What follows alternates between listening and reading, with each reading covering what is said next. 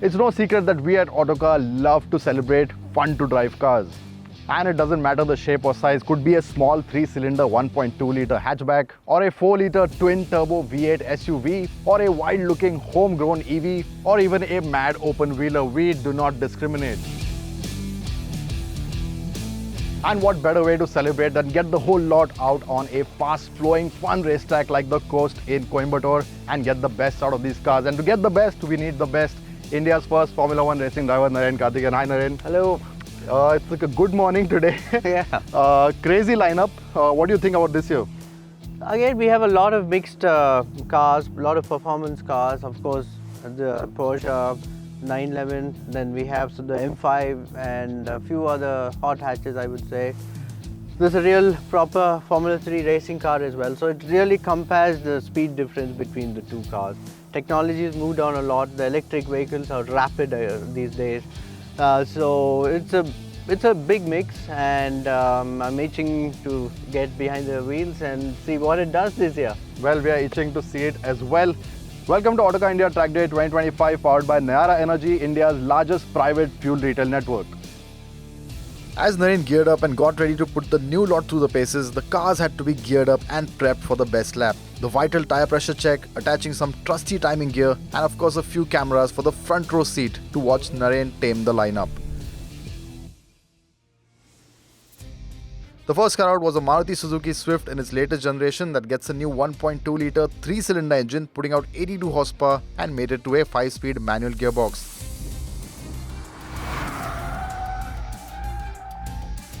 The Swift might have dropped a cylinder, but it still manages to handle like you'd want a Swift to.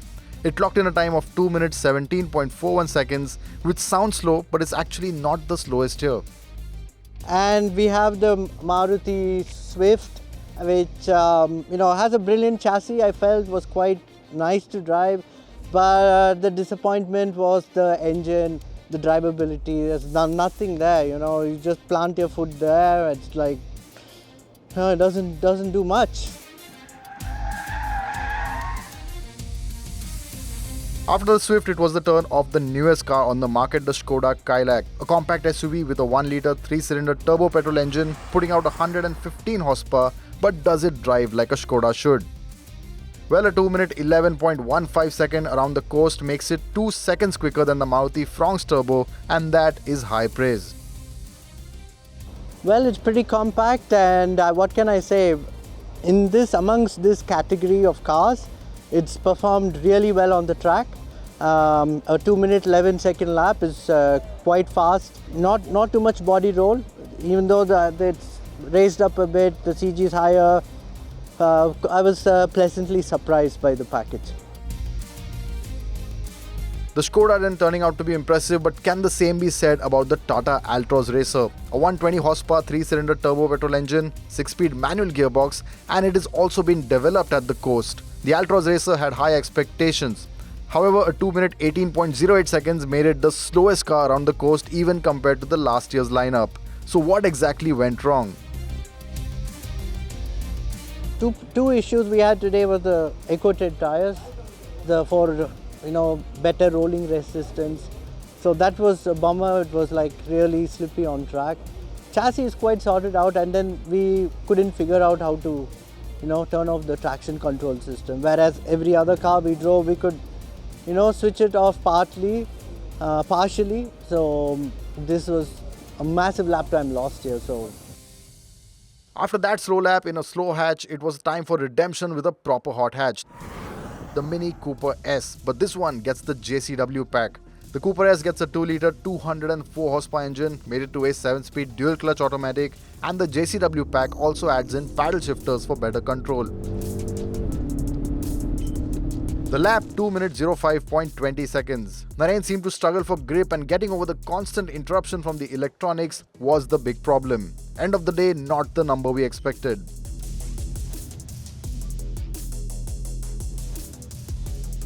It has a very stiff ride.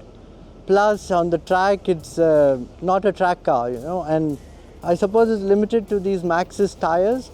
When you change the tire, it'll be a lot better. But we tried to, switch off all the traction control like we do on all cars, but it was still limited by the amount of scrub, and then it kept cutting. A lot of massive amounts of understeer, so there's no rotation in the front, quite disappointing. Drivability was okay, nothing to complain.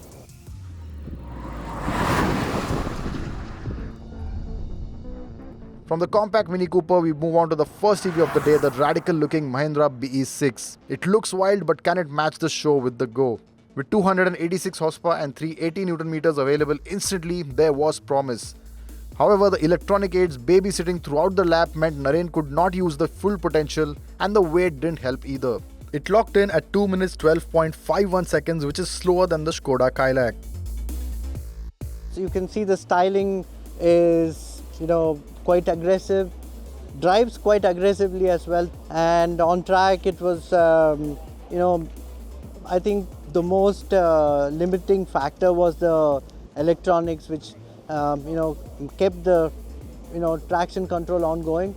Obviously it's not optimized for the track, but then once in slow speed, if you want to have some fun, the rear comes out, which is really nice for this kind of a car to do that. Everything else feels nice, linear power delivery, so yeah, I can't complain too much. It's quite a nice package and I feel it looks really nice as well. Carrying forward the EV flag was yet another SUV, but this one is soft around the corners, unlike the sharp-looking BE6. The new Macan Turbo is Porsche's way of ensuring zero emissions with zero compromise, and over 600 horsepower with 1130 Newton meters meant Narain had a big smile and a rapid lap of 1 minute 54.29. What that meant is that it smoked the Audi e-tron GT from last year. It has the handling, it has 600 plus horsepower, and on the track it feels quite planted. Even though the four-wheel drive system has the tendency to understeer a bit, nevertheless it's so fast on the straight, and you'll be surprised how much corner speed you can carry for a car that is weighs about 2+ tons. So yeah, it's compact, it feels quite agile, and very, very nicely suited for the racetrack, I would say. I love the car. And finally, finishing off for the SUVs is one of the oldest names in performance SUVs, the Cayenne. It was present in GTS, guys, which meant a 4-litre twin-turbo V8, putting out 500 horsepower to all four wheels and a sweet soundtrack as well. A time of 1 minute 56.8 made it the fastest ICE-powered SUV around coast, and Narain liked that while it was big, it was fun to drive as well. Quite a big car, very comfortable indeed, but it's a very playful car as well. When you switch off all the gizmos, it lets you have a lot of fun. Of course, you have a bit of chudder from the tires, but nevertheless, I think it feels great, it drives great. You can have a lot of fun. Of course, the engine is not like, you don't have the big feel of the electric power like in the Macan Turbo, but nevertheless this is pure fun, and yeah, bit of sideways as well.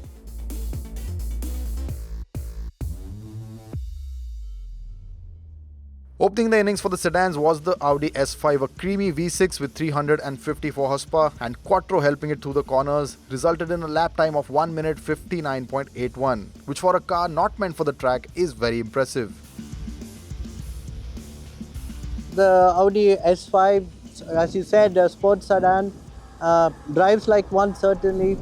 Linear, power delivery. It's nothing, out of the ordinary. But having said that, it's very, very, adaptive to the racetrack, which was nice. Bit of understeer, but then this chassis can handle a lot more power from the engine, I feel. And fun factor, maybe the two-wheel drive cars are a little bit more fun, but nevertheless a solid car.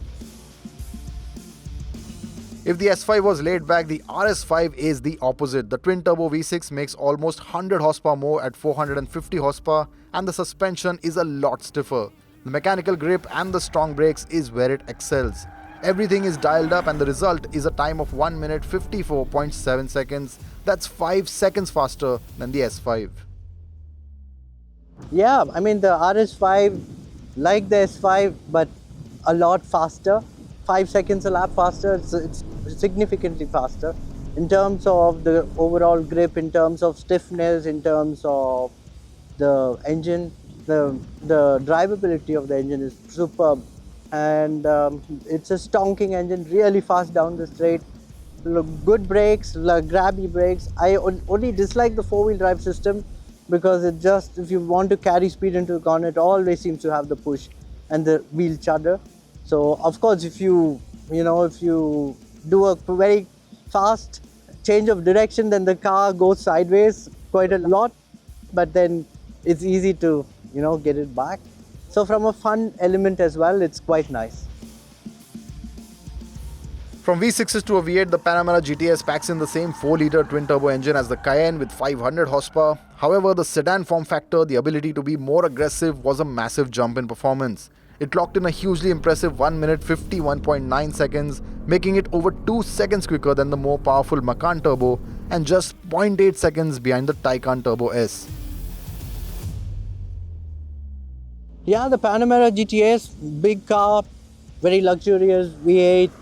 The premium sedan, the sports sedan for the Porsche range. Excellent piece of kit, really nice, really easy to drive, and quite incredible for a car that is this big to handle that well on a track.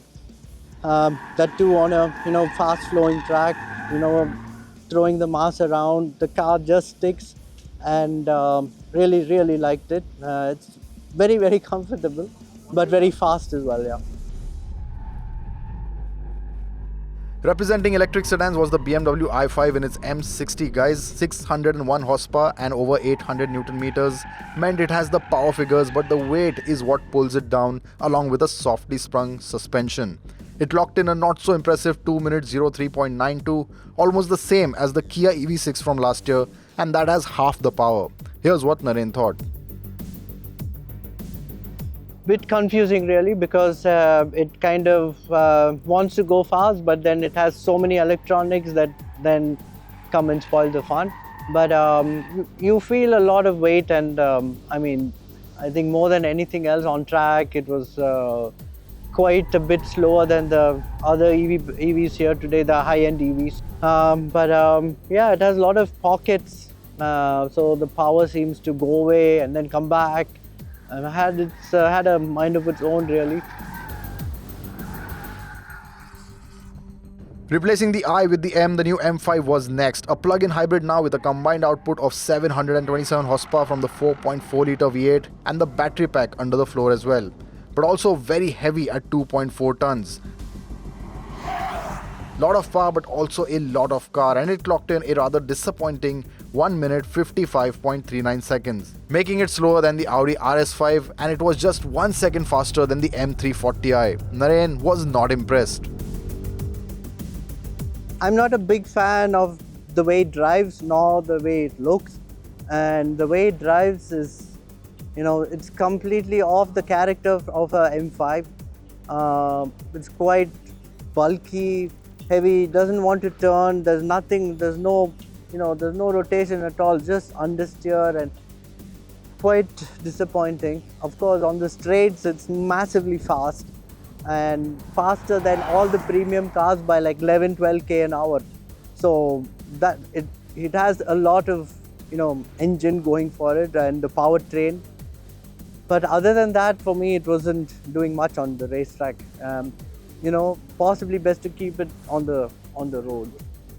And two-wheel drive mode would be a much suited car for the track. But when you go all-wheel drive, and then it starts to, you can see there's so much scrub, so much shudder from the wheels. The four-wheel drive system doesn't really do much. Just there's no bite at all in the front. You turn and then it understeers quite a lot.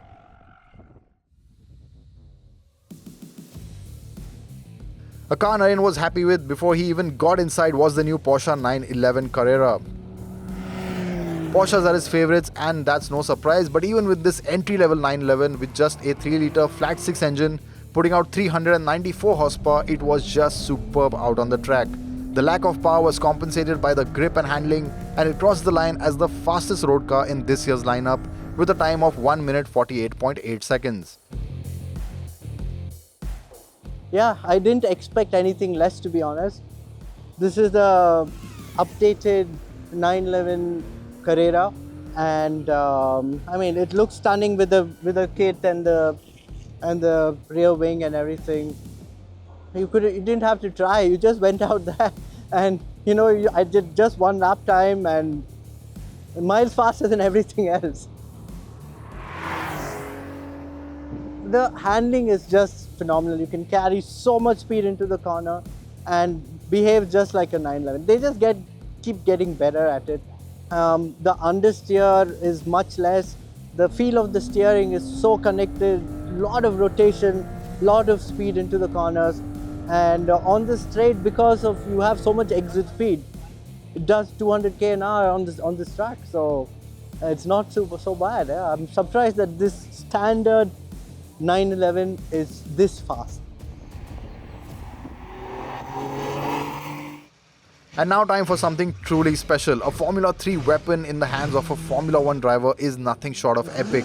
We had Narain show us what a track day really should feel like with a single-seater that gets more downforce than anything out there. The F3 car has a bespoke Mercedes engine putting out 240 horsepower, which sounds less, but then so is the weight at just 480 kilograms. The lap was a mind-boggling 1 minute 27.57 seconds, a far cry from anything that has ever been around the coast. A lot of Formula 1 drivers off-season, they keep driving this car just for the sheer downforce. It's the fastest thing in terms of corner speeds after Formula 1, Super Formula, and then this. It's much faster than a Formula 2 car and so on. Proper slick tires, carbon fiber chassis. It's a paddle shift 6-speed, operated by a pneumatic system, so the shifts are lightning fast up and down. Some of the cars, the corners feels like quite we have Beckett's and Cobb's and Silverstone, similar feel. 5th and 6th gear corners, a lot of fun. You have to have a lot of confidence with this car, or else it's tough to drive.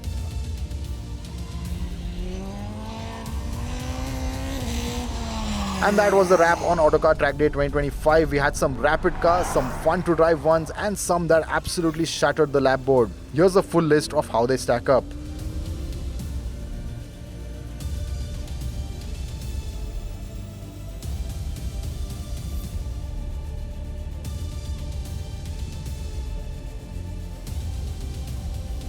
Now clearly the F3 car is in another world compared to regular cars, but exactly how vast is the difference? To find out, we have something special that will soon be out. You do not want to miss this.